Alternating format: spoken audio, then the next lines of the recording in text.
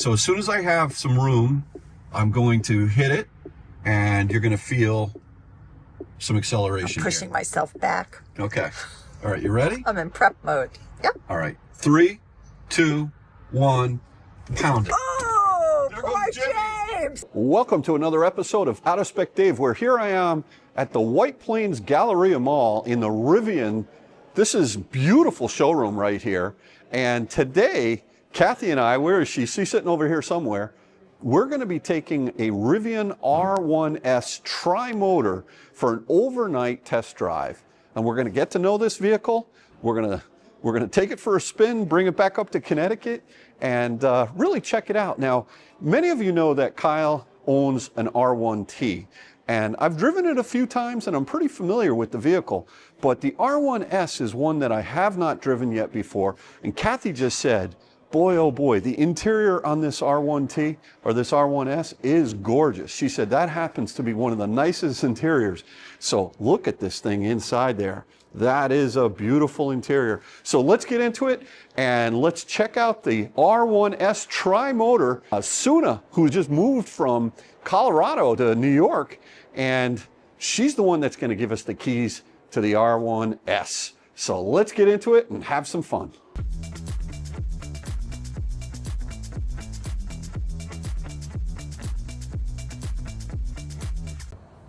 All right, so I just drove the R1S home, and I got a lot of thoughts, but check that out. That is beautiful. I love that.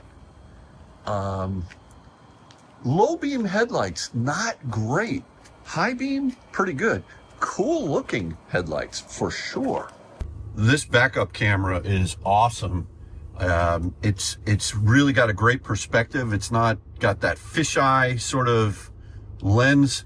And then the 360 overview is over here is phenomenal. So I'm liking that a whole lot. I just dropped Bailey off. She's getting groomed over at PetSmart. And I'll tell you what, this is very much so a dog mobile. When I took the vehicle, I told the people at Rivian in Westchester about Bailey, and they're like, oh yeah, no worries, she can go in the car. And I love that. There is pet mode on this vehicle, similar to dog mode in the Tesla, and that's something people need for the lifestyle, which is amazing. And you can see even at a low speed now, the camera has switched to a front view, which is pretty amazing, and it looks great. I mean, this is really phenomenal. The whole layout of the dash is great, and you know, I sit pretty high, which is amazing compared to other vehicles.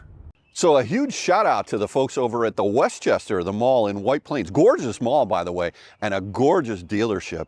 And one of the things I just wanted to, I've had this for an overnight. Now I'm filming today. I wanted to drive it around yesterday and last night and kind of get the feel of this. This is the Tri-Motor version of this car. I'm going to go over sort of the different variants of this vehicle, and I'm going to give you a recommendation as to which one I think most of you should buy. And it may be coming as a little bit of a surprise, but here's the thing. I just recently reviewed with Kathy the Polestar 3. And the thing about Polestar is it's a little bit of a confusing brand. I think they're trying to get it right, and I was impressed with the Polestar 3. But Rivian has not only nailed the actual production of a gorgeous vehicle, but they've also nailed the image of creating sort of this outdoorsy, adventure-seeking, I'm driving in, like, I live in Connecticut, but I feel like when I'm driving this thing, I feel like I'm up in Vermont, or I'm out in the mountains of Colorado, or, you know, driving around Moab or something like that. And it really is truly cutting that sort of fine line between a sophisticated vehicle that you can road trip, you can take out to dinner, you know, go out with your date and have a nice vehicle that you're proud of.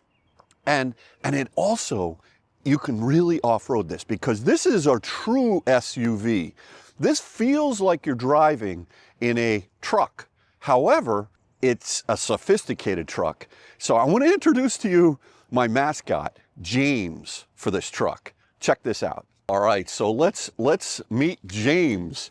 Now James is sitting right up there on the dashboard, and you can see that he's got a fly fishing rod, he's got his hat, he's got his fly fishing vest, and you'll notice that I don't call him Jimmy, but I call him James, because the thing about this vehicle is it's super sophisticated and classy. I mean, just look at this interior here. It is absolutely spectacular. And these floor mats, I mean, this is an off-road vehicle that is sophisticated. Look at the material choices, look at the doors. All of this in here is just really gorgeous. One thing it's missing, I will say, that Kathy's not super happy about, it doesn't have massaging seats, and I would say the seats are, as gorgeous as they are, they're quite firm, but they're comfortable and supportive. So nothing wrong with that, but the image that Rivian has been able to capture with this vehicle, this R1S, just look at the back of the seat over here. The cloth, you got a nice cut, like a hook right there for your coat. I mean, it's really, really amazing. You have the grab handles that I think Kathy loves. Even just in the headrest over here, you can see the nice little touch, the themes that are going on. A rear screen over here. And, you know, it's just an amazing looking vehicle. This comes standard as a 7-seater, which is great. I am going to get in the back of this thing in a little bit, but wow, this is, oh, you got to really shut the doors, you know. Bam, there you go. And it has a nice door thunk as well. So in order to understand what this vehicle is, this is the R1S Tri-Motor. I think it's super important to also understand what the other models in the lineup are. So the base car is the R1S dual motor standard battery size with range up to 270 miles, EPA estimated, with a standard battery. Now, the interesting thing about that standard battery is it's an LFP battery. I'm going to come back to that in a moment, but its performance is 0 to 60 in 4.5 seconds. Now, we're talking about the base model performance is 0 to 60 in 4.5 seconds. And I mean, that's incredible. 533 horsepower, again, a dual motor base car. Now, if that's not enough for you, what you can do is you can jump up to the R1S Dual. So the base is called the R1S Dual Standard, which it starts at $75,900. And there's all kinds of options you can put on this. So you got to be careful. It's kind of, you ever go to the Apple website and you start with, I want to buy a MacBook Pro, let's say with the M4 chip. And then you want to get the M4 Max chip. And then you want to add on to, they have figured out the pricing of these vehicles with Rivian so that it kind of says, well, if I'm spending this much for the R1S Dual Standard, I might as well jump up to, let's say, the R1S Dual, which starts at $82,900, and that offers me 329 miles of range.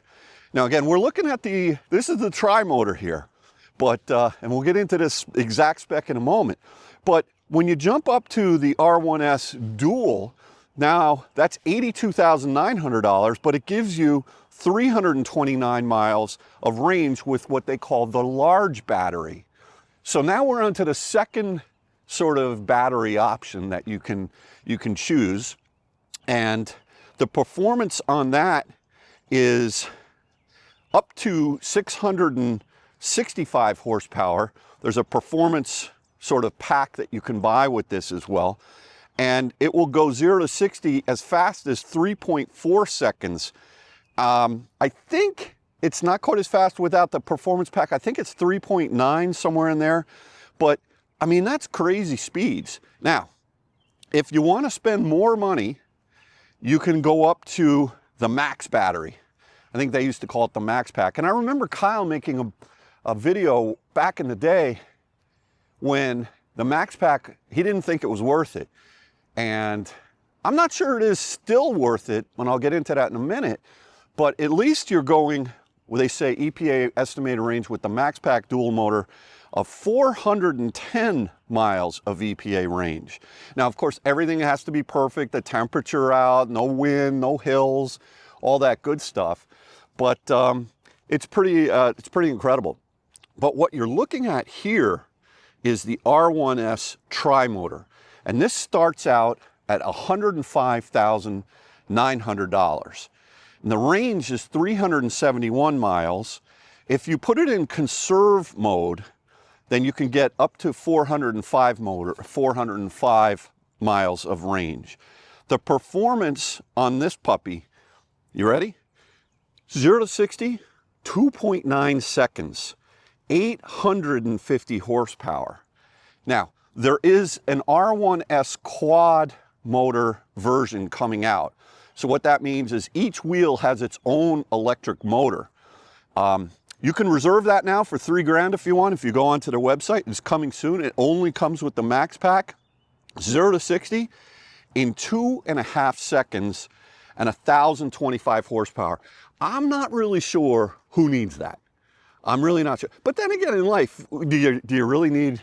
Do you need what else do you? I mean, you know, if you got the money and you want to go that fast, or you want to have the bragging rights, you go for it.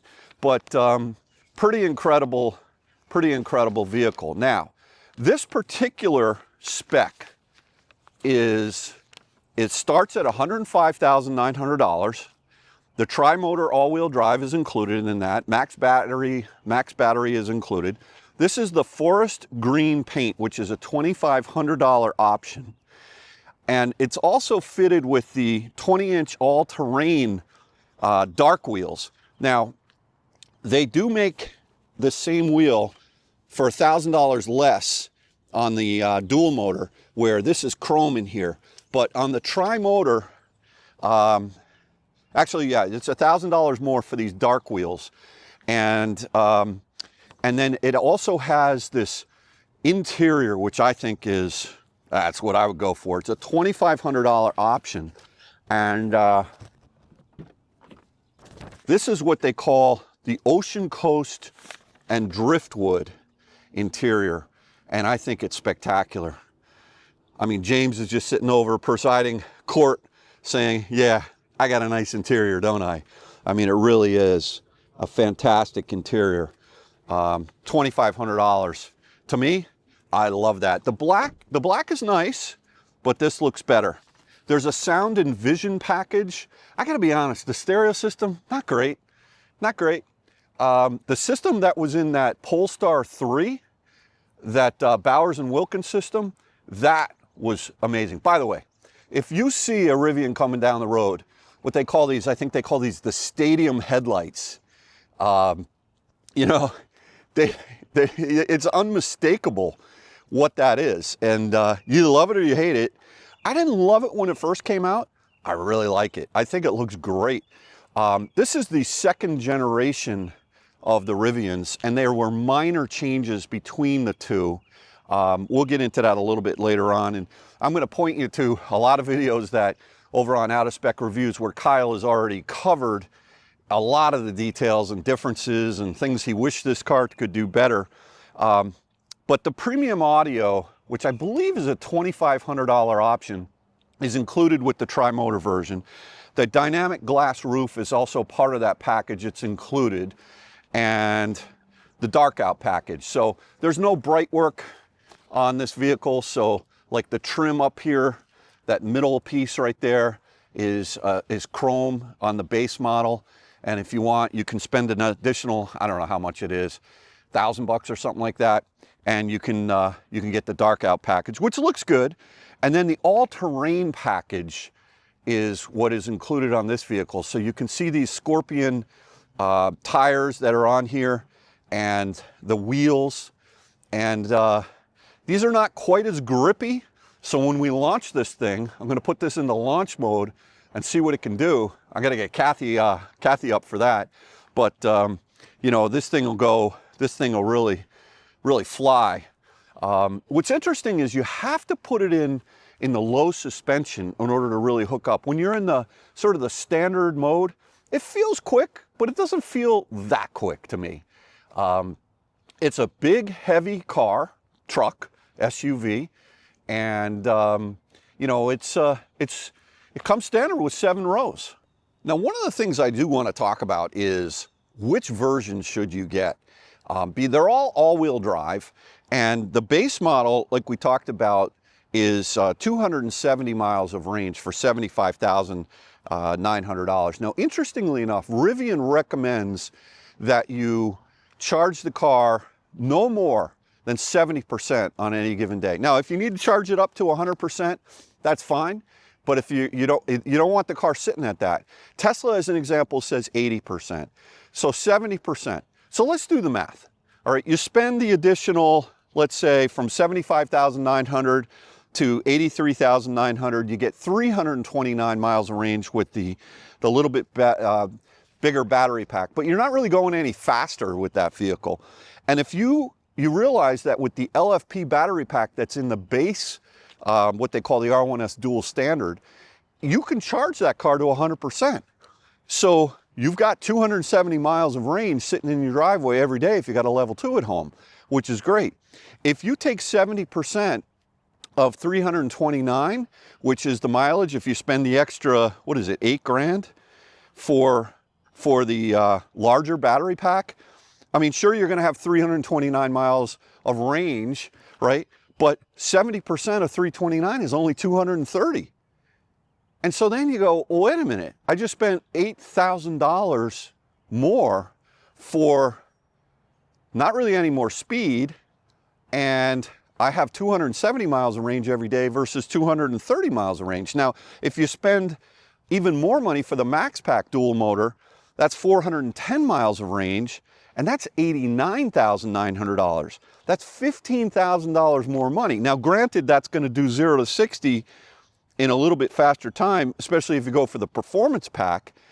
But you start adding up all these options, and you start getting into, well, wait a minute, maybe I should just go for the Tri-Motor. So, listen, 410 times 70% is 287 miles.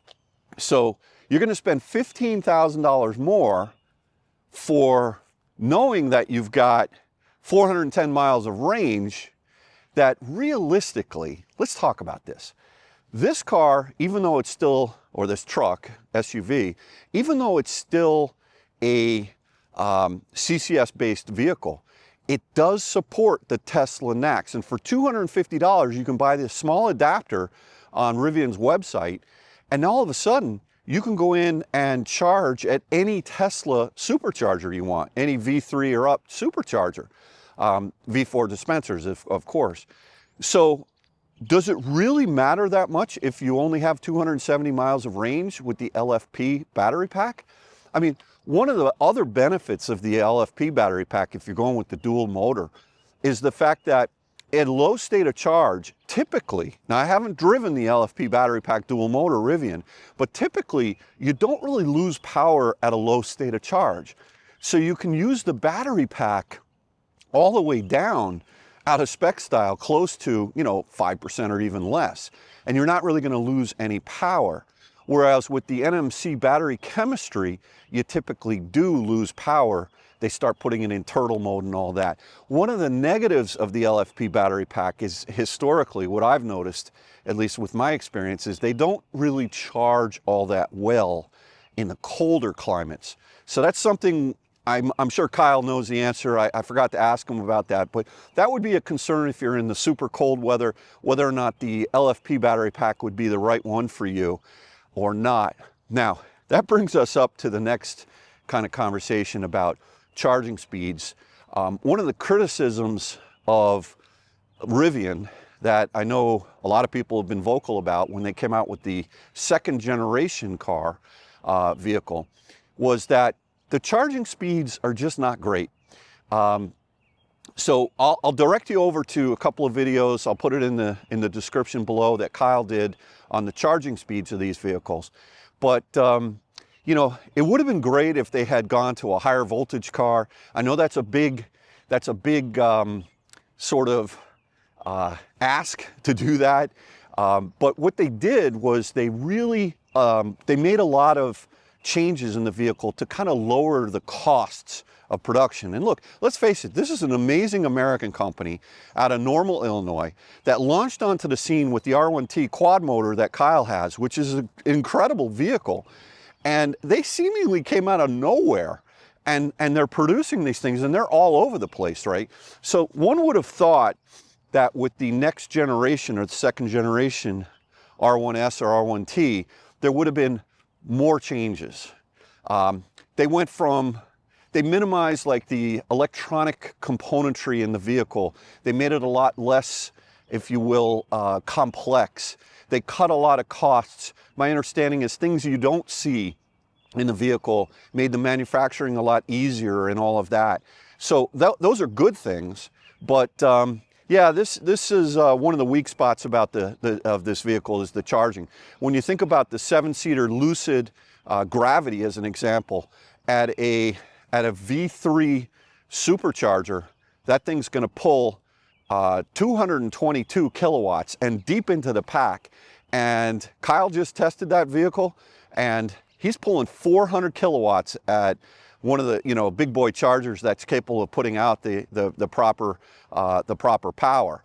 So if, let's just say, road tripping is the predominant sort of thing that you're looking for, just be aware this is not a bad charging truck, but it's not as leading class as it could be, and I think that it will be someday. The engineers over at Rivian, I've never met them. Kyle's told me everything about them, just amazing people. They're enthusiasts, and they take feedback from their customers and from influencers, and specifically they've been taking a lot of feedback from Kyle as to how to make the vehicle better. He was pretty vocal recently with a video where he was kind of a little bit nasty about the R1S, and you know what, rather than complaining or not reaching out, they reached out to him immediately, said, let's make it better. And when you compare that to what the folks over at Dodge did when he arguably, I don't know if you saw that, the Dodge, I think it was the Challenger video, he really was tough on that. That's one thing about my son, is no manufacturer owns him. I don't even own him. This kid's got his own opinion. He's my grown man now, but he's not afraid to say what he believes, and it's all based on data. And so, listen, Rivian listened to what he said, and contacted him, and he's been working with them to make the vehicle better. And a lot of you out there probably have similar experiences where you've reached out as owners to Rivian. They listen, they want to make, this is an amazing company that is listening to what people are doing. And listen, I think that's a great spirit to have. And I think Lucid does the same thing as well. So I really like the spirit of those two companies in terms of, competing and trying to make it ahead. But the thing about this R1S is this is more of a SUV truck type style vehicle than, let's say, the Polestar 3. Much more performance orientated. But here's the thing. I think the one to buy is the base model, the dual motor with the LFP pack, because you're going to save a lot of money, and really no one's going to know the difference if you're driving that versus a tri-motor versus, when the quad motor comes out, who the heck's going to need that? But I mean, yeah, you get the yellow brake calipers and the little yellow badging on the side where it says Rivian, but I mean, until I researched this, I really didn't know that was such a big deal to have, that yellow lettering for the performance or the tri-motor. So I think that if I want to go drive the vehicle, but the dual motor, but I think that that's really the one that I would go for. Just to put this vehicle into perspective in terms of dimensions, this is 201 inches long, which is just 0.8 of an inch shorter than a Mercedes EQS SUV. Compare that to a Tesla Model X, which is about an inch shorter than this. So this is not a super short vehicle, although the R1T is actually longer than this vehicle. The R1T, which is kind of the pickup truck version of this, has a longer wheelbase and rides, I would say, arguably a little bit better, But on off-roading, this vehicle with a shorter wheelbase might be better. The Lucid Gravity is 198 inches. So the Lucid Gravity is about 3 inches shorter than this, but the capacity of the Lucid Gravity in terms of, with, you know, when you have the 5-seater version is 120 cubic feet. I believe this is around 100 cubic feet of storage in this vehicle. The Volvo EX90 is similar in size. It's 198.3. If you go to the opposite end of the spectrum and you look at, let's say, the Porsche Macan EV, which is what we have, that's much shorter. You're never going to get 3 rows in that puppy. 188 inches long. The Model Y is very similar, 188.6 inches long. And, you know, so this vehicle is big, you know, but it's not like Suburban or, you know, Escalade size. So this is a nice sized vehicle. It weighs, this vehicle weighs 6,400 pounds, which is about 325 pounds more than a Lucid Gravity. It's actually a Tesla Model X only weighs 5,400 pounds. So this is 1,000 pounds more than a Tesla Model X. And the Kia EV9, which a lot of people might cross shop that, believe it or not. You know, it kind of looks a little bit similar. Maybe I'll get yelled at for saying that. But that Kia EV9 is kind of an interesting piece. 197 inches long. Width is 78 versus this is 82. The Kia EV9 height is 69.1 inches. This is 77 inches high. But you know, listen, there's a number of vehicles in this class that are competing, but this is, you know, not small, a little bit too big for what Kathy would drive every day. But look, if you're a family of 4 or 5 and you want to, in a pinch, put people in the back, I'm going to try and go in there in a moment and sit in the second row and the third row just to kind of see what it's all about. And it'll be interesting as I'm 6'5". So the placement of the charging port is interesting on this vehicle. You know, it's in a good spot, I would say. I would imagine that at a V3, you could probably plug in. I know that on an F-150, the charging port is over here, so you're probably going to be okay here. But definitely at a V4 dispenser, you'll be fine. But basically, you just slide your finger down, and this little thing opens up. There's a nice flap here as opposed to what was on the Polestar, which was just like this flimsy thing. I like these flaps. We have a similar thing on the Macan. There's a little light there. That's all you need, just a little bit of light so that you can see at nighttime when you want to plug in.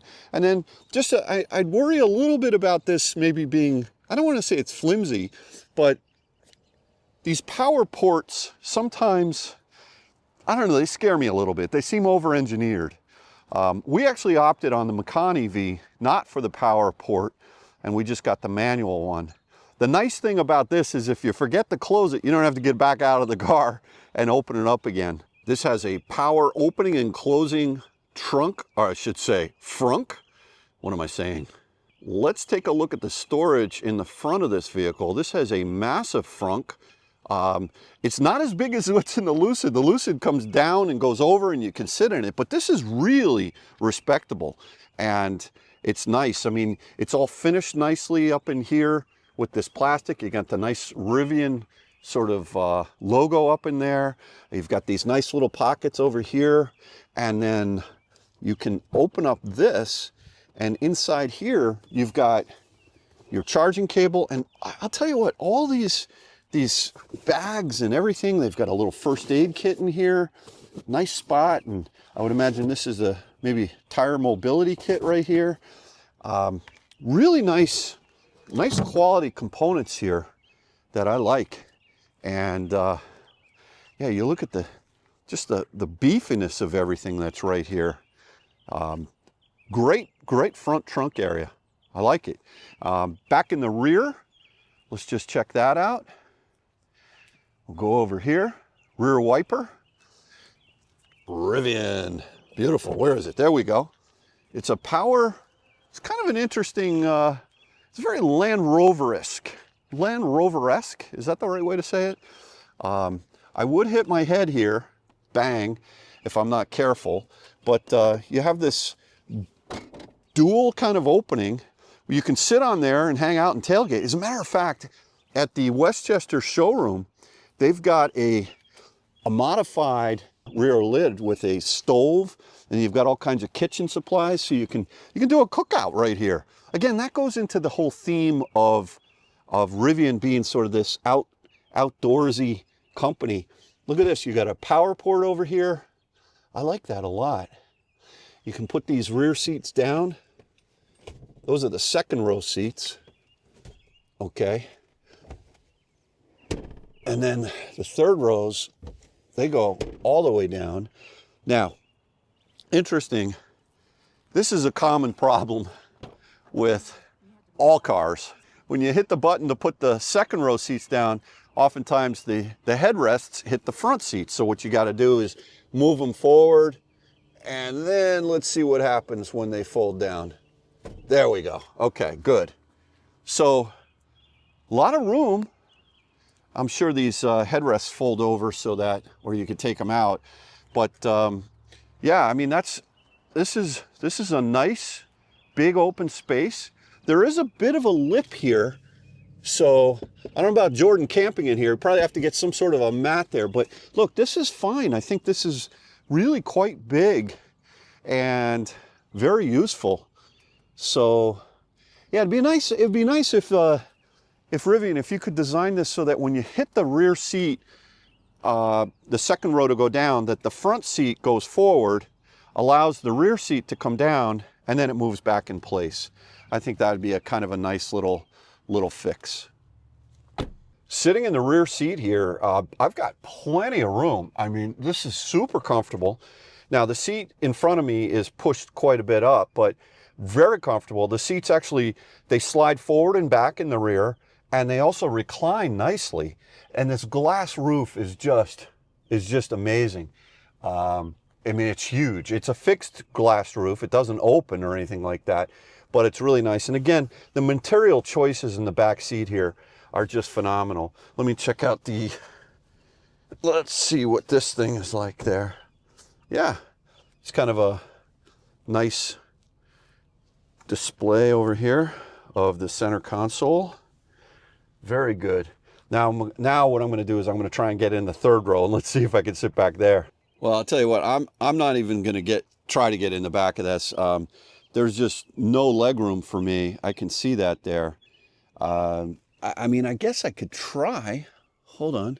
All right, so I've got the second row in the position now where I can slip into the back. Now let's see, Dave's slipping into the back of this. Let's see, I'm going to get my leg up in there. All right. I'm all by myself. I hope I don't get hurt. Hold on, I need two hands. All right, well, I've actually got plenty of headroom in the back. It's kind of cool. They have this nice little second or third row glass window, which I didn't notice until just now. There's cup holders in the back here. There's armrests, and there's some vents here. My understanding is the vents back in there, they go pretty fast. I think that for the pet mode, it was good. Now, here's the real test. Let's see what happens when I put this seat back. Okay. All right, it's locked in there now. Now, you know what? I actually fit pretty well. I'm surprised.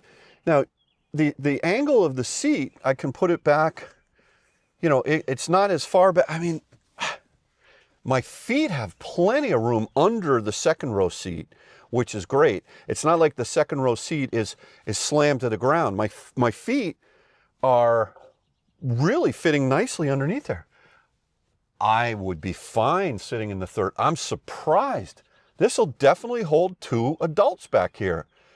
I'm back here. Amazing. I'm shocked. Really impressive. Oh, beautiful. And let's see if I pull this up and then push that back.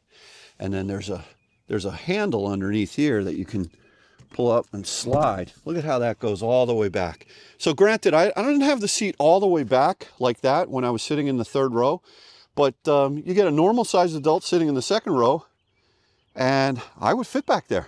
All right, Kathy, we're off. Let's go for a little drive here in the R1S. Yeah, I'm looking at your backup camera, which is unbelievably clear. It's really good. Oh, I love it. Really good. That is so nice. By the way, and this 360 camera. who's your little buddy here? Well, let me tell you about that guy. That's He looks familiar. That's James, and you know, he is my fly fishing buddy. And how often do you go fly fishing? I went fly fishing like 5 times, and I actually caught a fish. There's a story about that, but I'm not going to get into that right now. Okay. Anyway, when I caught him, he had a little marker on his. It was a dumb fish. So. All right. Well, I love that you have your little buddy. But the reason I call him James, just so you know. Oh, I don't know. Is if you look at him. If you go up close, you'll see he's got his fishing pole, he's got his fishing vest on, and he's like an outdoorsman, you know. He's very outdoorsy. James is a very outdoorsman. But if his name was James and he was just a pure outdoorsman, wouldn't that be sort of weird? Wouldn't you want to call him Jimmy? So the reason... because, okay, so go ahead with your reason. The reason why I named him James is because you can call him Jimmy when you're off-roading, and when we're going out to dinner in Greenwich, on Greenwich Ave, he becomes James. And that's kind of the spirit of this truck. It's got 2 different personalities. Yeah? And I mean, look at the floor mats. Oh, these are so beautiful. They're unbelievable. Oops, dropped the phone, sorry. I mean, these are stunning. Yeah, stunning floor mats. Who would have thought? Now I feel like I have to have them.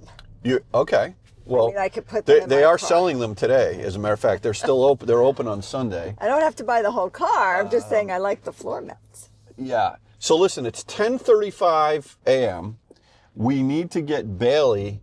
We need to pick up Bailey by 11:30. She's at the groomers. She's going to smell delicious. And then we need to get this vehicle back to White Plains by 12 noon. Yeah.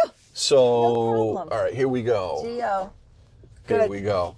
So that is our challenge. But before we do that, I want to take this out and I want to talk to you a little bit about how this vehicle rides. Okay, well, I need to be in it for a few minutes, not recording, so I can get acclimated. Yeah. Okay? Okay. Okay, have a sip. McCafe. Okay. Take care of us, James. Yeah, check out this the maps on this vehicle. You could put it in satellite view as well, and it's quick. I mean, these maps are really fast, and then you can see where all the charging is as well. Yeah, they're beautiful. All right, so we just came to a stop here, and Bailey's right over there at PetSmart getting her grooming on. I'm sure she's miserable. Yeah, she could tell. She's not happy. She yeah. Tail down when you dropped her off? It was actually worse than that. Something happened. Oh no. In the aisle. Clean really? up. You had to tell us? Clean up aisle 2. Right smack in the aisle. Some things are better kept to yourself, Dave. And that was number 2 for the day. In more ways than one, it was number 2. So anyway, Bailey, hopefully she's fine. She loved the Rivian. Oh, how do you know? She was jumping all over the place in She here. had so much room. Oh yeah, she was loving it. All right, so a couple of things I just want to point out. The regen on this vehicle is super strong. I have it in the strong setting right now, and it comes to a stop, one pedal driving, really. I don't want to say abruptly, but firmly, and I like it. I like it a lot, and I think it's a really strong regen in this vehicle. Having said that, when you give it just a little bit of juice after a stop, I feel that lucid thing. Oh, the little back and forth? Yeah. That bothered you. It really bothered me. And the tuning of, I know this is department nitpicking by Dave here, but it bothers me when you give it just a little bit of juice and you feel it take off. And then when you come to a stop, it stops so abruptly, the whole vehicle rocks a little bit. I'm going to show you right here on this Should I hold on? No. Are you No, I'm not. launching it? I'm not launching it here. I'm just going to come to a stop here. Okay. You feel this is not the most ideal it's place. okay. It's okay. We're going to do that again. Okay. All right, you ready? We're going to come to a complete stop here with the regen. Feel the regen. Yeah, strong. Bites. And then it boom, like it goes and then it goes back just a little bit. Now, when I start up, that was okay. The startup is okay. I do feel it when it stops. Okay. If that bothers you. It bothers me. Okay, it doesn't bother me. You're particular. I'm not particular about a lot, of things. That's true. But this you're very I don't even notice a particular lot of about. things, to be honest. But that, I don't know why, but that when the car stops, I call it the lucid effect. I hope the gravity doesn't do that. I got to check that out. I haven't driven it yet. Do you think it does it because it's a really large size vehicle? There's a lot of mass, yes. I also think that the suspension, possibly in the setting that it is, has something to do with it. But it shouldn't do that. They can tune that out. They can tune that away. It's just, it's putting the cherry on top, the icing on the cake. It's The unbelievable. butter on top of the corn. It's minor. It's minor. But I would love for that to happen. All right, now we're gonna go through this turns. I'm just in the standard mode here. Okay. We're doing Should I 55. hold on? Yeah, you might want to hold This on. very cushy grip. It has this nice material on the inside. This thing handles really well. That's not bad. No. You know, last night when we picked up the vehicle, it felt like a truck. Well, we had just come out of driving the Polestar all day. The Polestar then 3. We drove the Macan, Macan right. over to the Westchester Mall to pick up the Rivian. Right. We got in the Rivian, and all of a sudden we were feeling very bouncy. And we were on 287, which is very bouncy anyway. that section of 287 over in White Plains Yeah. is really nasty. Couple of observations though. Like the F-150 Lightning, you feel like you're sitting up high in this vehicle. You are sitting up like high. a truck, right? You don't feel it, you are. And you see the hood See it. jutting out, but I got plenty of headroom. Oh, you have tons. Tons of room. Do you know I fit in the third row? I'm not surprised. I This couldn't is believe it. So spacious. It really is. And can I comment on the interior and the quality of the materials and how beautifully appointed I know. it is? Everything, it just feels so incredibly high end. I mean, even to the point with the plaid floor mats, I'm looking here on the side, and look, I've got, I don't know if you can see this little plaid detail here. And the piping. That's why his name is James, not Jimmy. Gee. If this were an F-150, he'd be Jimmy. Yeah, no, Hey, he's Jimmy, James. this is James. This is beautifully done. All right, now, Had we- I want to do something right here. I'm going to pull over. Could you tell me before you do it? I'm telling you now. Okay. We're just... Don't go in the mud pile. I know, I'm not going in the mud. We're just going to pull right over here. We're going to hit the hazards, okay? And Sure, could you tell me what you're doing? we're going to launch it. But Well, we're then just I going have to to do... hold on. Yeah, you're going to hold on. But we're just going to do a standard launch. Now, let's see what mode we're in here. Let's figure that out. How do we do that? All right, so let's look at the settings that this vehicle's in right now. We've got it in soft ride feel, regen high. You can put it standard or low, but I like it in high a lot. Stability is on, reduced. I guess you press for, you can turn it all the way off. Oh, look at that. You can turn it off. I'm not going to do it. Standard height and all purpose. Now, the thing is, most of the time you're going to be driving this vehicle in all purpose. Conserve is for when you're really trying to eke out every ounce of energy. Sport is for the sporty times, and snow is obviously for inclement weather. But all purpose is where you're going to want to drive the vehicle most of the time. And I believe that's a key up setting, although you might be able to have it come up in the sport setting. But one of the things that's interesting that Kyle told me is that this is a tri-motor vehicle. and this has a lot of horsepower, over 800 horsepower. And what it's interesting is that in order to get the maximum acceleration out of this vehicle, you have to be in the low ride height. Now this obviously has a suspension here that has multiple settings, and you can see how the graphics are insane. They're just beautiful. I mean, the software they've done is great. Now you can hear the truck kind of going down. Sounds like it has a little rumbly in it. It's got a little rumbly and it's tumbly. Stomach growl. But we're gonna put this at standard ride height. Okay.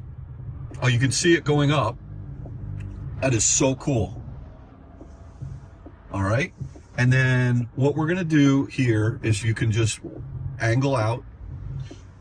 Well, just yeah, and like the 0.5, like that, okay. And then just scroll up. We're gonna launch it right from here. Okay, but you're not letting me hold on, so I don't like that. Okay, I'll brace myself. All right. If my camera goes flying, it's not my fault. And we're just gonna feel how it feels with just hitting the accelerator from being in hold mode now. And then we're gonna turn it around. We're gonna do the same exact thing, but we're gonna put it in launch mode, which is a whole mechanism to do.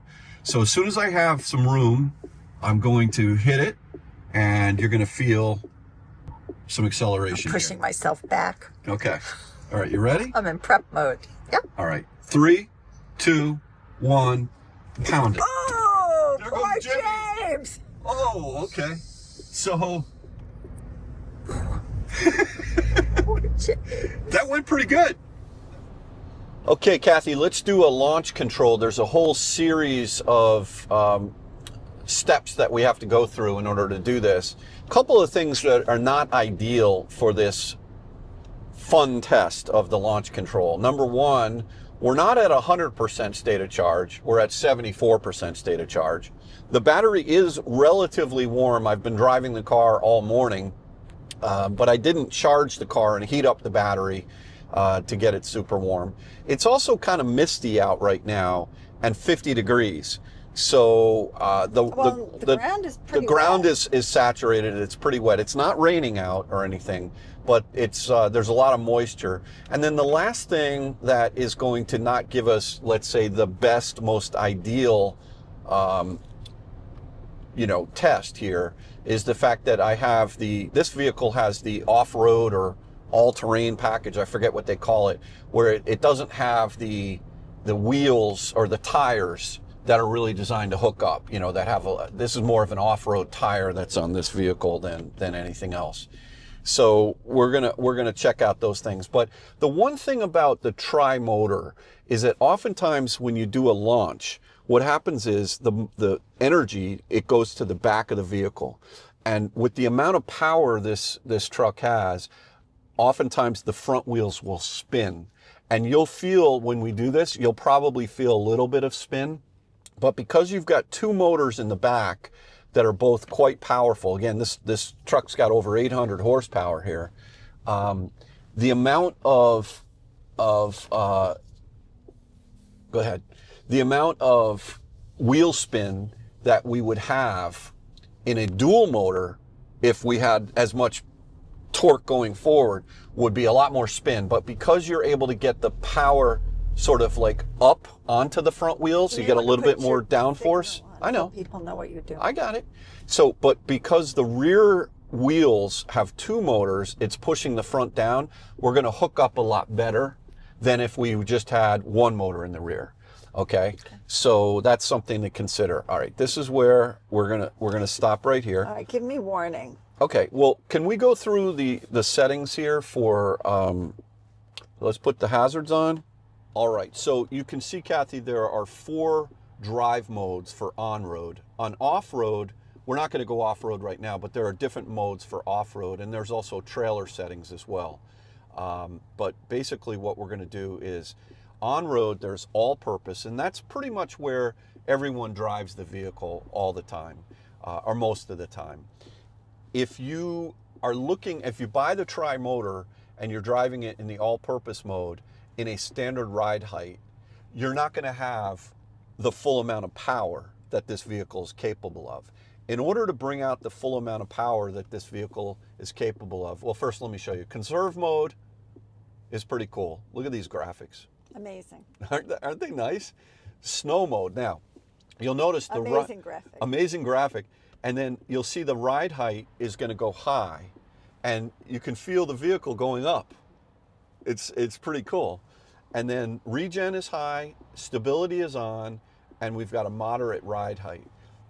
But what we're going to do now to put this into launch control is we're going to go to sport, and see, we got the racing stripes and everything there. Love these. Are you ready? They're You're gonna get your head back. Right this second you're going. Not yet. Hold on. There's a whole process here. Tell me when I'm ready. There's a whole process for this launch, okay?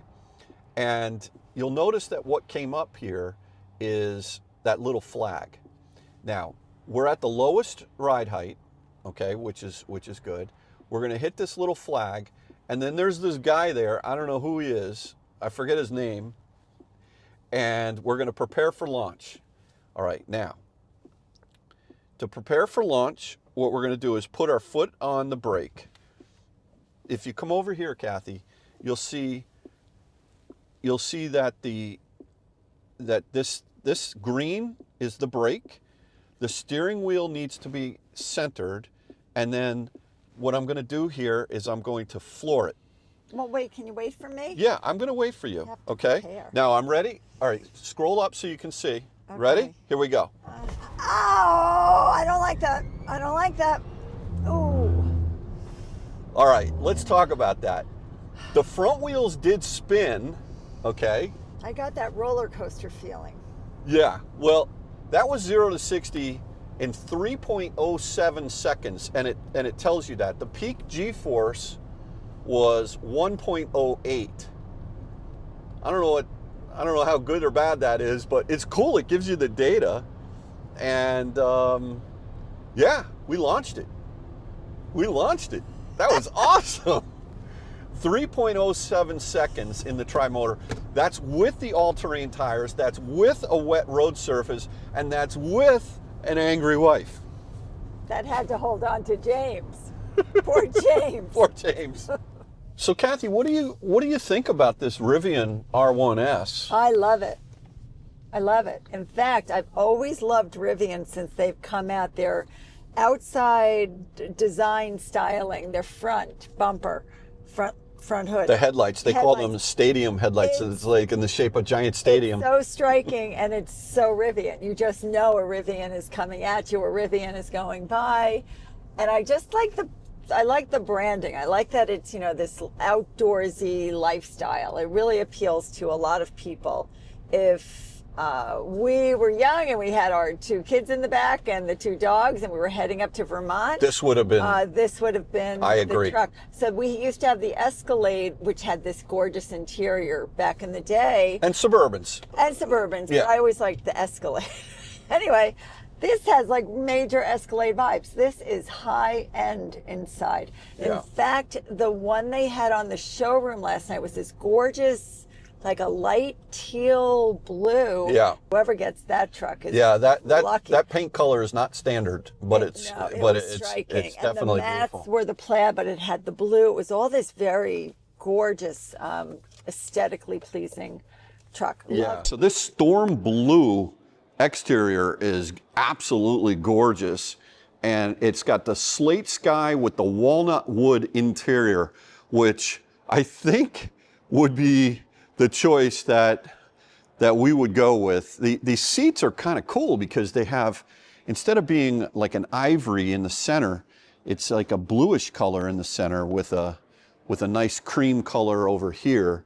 Again, this beautiful touch right in there is amazing. But what's crazy is this, look at this, how you can get this optional 2-burner stove, and then you've got this sort of kitchen accessory kit going on over here with boy, that is cool. And then you get these little LED lights up there. But yeah, that's a really nice color combination. Beautiful. In this Tri-Motor, it kind of gets set off by the yellow with the Rivian and the brakes over there. What's also interesting is there's a new version of the vehicle of the R1S or the R1T Tri-Motor only, this California Dune, and it comes with this interior. This is actually the color of it right there. It's sort of a sandy color, and the interior is sandstone and the dark ash wood. What's interesting is that this vehicle comes with pretty much everything that you would want. The only option that you can actually choose are the different wheel colors. So if you go with the color matched all-terrain wheels, it's an extra $1,000. But this is a tri-motor vehicle, and it's coming with the max battery, and it comes with everything, all of the options, including, you know, the max battery, the dark out package, the premium audio, and it also comes with some additional accessories right there, including the MaxTrax recovery boards, which I know Kyle has on his truck, on his R1T, the cargo cross boards, and the recovery board mount. So we're talking about a good value at a $105,900 for the R1S, and on the R1T, let me just check that out. Let's see where, oh, there we go. All right, perfect. So the R1T is priced at $99,900, and if you go for the wheels, then you're just a little over 100K, I think. Oh, I didn't hit it. Yeah, there we go. Thank you. Yeah, so $100,900 and $3,000 to deposit as a deposit, and that's available today. So this is kind of a unique thing that would look good out in Moab, if you ask me. I would go for that. That's pretty cool. So, oh, these are exclusive interior there as well. All right, so it's interesting. They've got the dark on the top and the light color seats. Very nice, very nice. But I like the way it feels. So we drove it home last night on the major highway, and it was pretty bumpy because that road is beat up. But Yeah. here along, you know, the local roads, it's feeling very nice and quite comfortable. Yeah. Got my heated seat on. No massage. That's okay. Yeah. It's a truck. You know what's also interesting is the wheelbase on the R1S, the SUV version, not the pickup truck version, is shorter.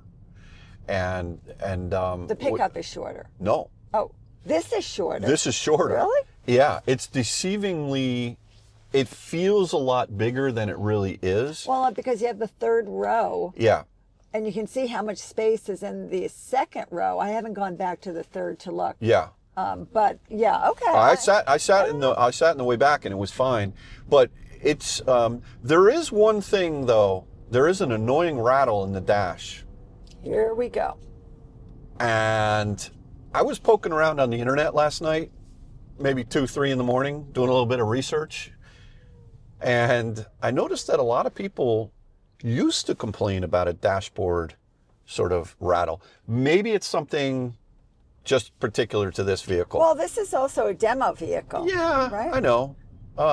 Demo vehicle, but it's this vehicle was made in December of 2024. December. Oh, so it's new. It's now April, Yeah. so it's 4 months old. Yeah, I definitely hear something. There's something Okay, yeah, rattling, there and is. we can't locate it. We tried. So I'm gonna let the people know that at Rivian. It's a minor thing, but you know, the old one wrong number in a spreadsheet. I kind of like to have no rattles, the good news about this rattle is it's loud enough and consistent enough that I'm sure They can find it and fix it, and those things happen. So it's not a reason to say, oh, that, you know, Dave said the gosh, car no. rattled, but Oh my gosh, it's no. other than that, it's super tight and it feels good. This is a vehicle that I think you can drive on the highway. Oh. The highway driver's assistance was pretty good. The lane changing was good. It's only on mapped roads, as we talked about last night, but it worked fine. the lane changes were quite deliberate, and they weren't like lazy or anything like that. So I found that to be very good. Unlike a Tesla or some of the other brands, this vehicle, it uses maps. And if the road is not mapped in Rivian's system, then you can't use the driver assistance. Sure. You can use the, automatic or adaptive cruise control, ACC, but you can't use the driver assistance for lane centering. And because of that, I feel like that's a limitation, especially, it seems like an odd thing because this vehicle is designed to go off into the country a lot, where a lot of the roads are not mapped. The other thing, just talking about the country and the spirit, see where it says adventurous forever on the dash over there. I don't know why you're stopping at a green light. Because I was going to get some jerk chicken No, for you're you. never going there, never. Some jerk pork and jerk chicken. You are what you eat. Oh, well, okay. Anyway, so Rivian is also committed to charging. And although we talked a little bit about how the charging curve and the speed and the peak is not great on this vehicle, and we would have liked to have seen a little bit more from Rivian in terms of the next generation Gen 2 version of this vehicle. But it does support NACS, which is great. So you can go to any Tesla Huge. V3. It's huge. And they also have their own network, Rivian. I've seen it. The Rivian Adventure Network. Saw it. I remember when we went up to Maine, LL Bean had had a it. whole row of Rivian chargers, and it was the first time I had seen And they that. were not live yet when we were there, I don't believe. They were just installed. As a matter of fact, Kyle went out in Colorado to the opening of the first Rivian Adventure Network location. But what was interesting, up until last week, that Rivian Adventure Network was only for Rivians. So they put in the network, but almost like exclusive, you had to have a Rivian in order to charge there. Last week, they just opened it up to everyone. So I could bring my Macan. You could bring your Macan there. That's right. Good. That's right. Since I can't yet bring it to Tesla. Not yet. That's a different issue.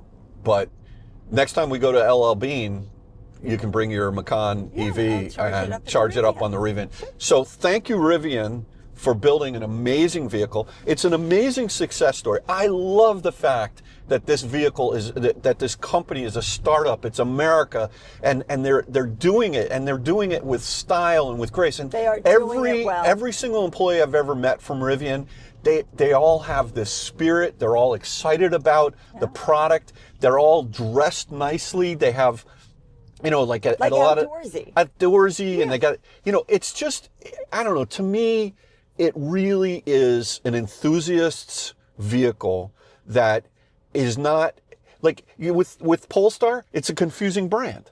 This is not a confusing brand. If you want to feel like you're in Vermont every day of the week while you're commuting into Manhattan or Colorado, you get yourself an R1T or an R1S, and guess what? What's exciting is the R2 is coming out, which we saw at Electrify Expo, and it's a smaller, and I think we have an order in for one. I can't even remember. I think we did. I think you had to put like $500 down, but He's PetSmart. amazing, amazing. I would like to thank everyone. Now we're gonna go get Bailey. Bailey was popping around in this vehicle. Let's get Bailey, and then we'll close out the video. How's that? Yeah. All right, cool. Oh, her nails are much shorter. That's really good. Really good. Bailey, what do you think of the Rivian? Huh? What do you think? You like it? Yes, I like She it. likes it. Yes. Yay! I like it. All right. All right, you smell delicious. And yeah, she's all good. Well, everyone, thanks again for watching another episode of Unexpected Dave.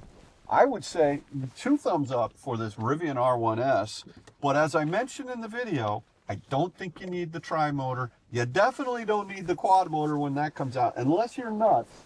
The base one with the LFP is the one that I would go for. That's the vehicle of choice. It's at the right price point, get the right options that you want. The one thing that this truck doesn't have that I think the missus would love is massaging seats. Other than that, maybe they'll come out with that with the quad motor version. You never know. But this is a beautiful vehicle. It is a beautiful truck. It's and beautiful. It's way faster than you need. Trust me when I tell you that launch. Do you ever? What is that? A party trick? You do that once. That's it. You don't need it. 0 to 60, 4.5 seconds. Get the LFP pack. Get the cheap one because it's not cheap.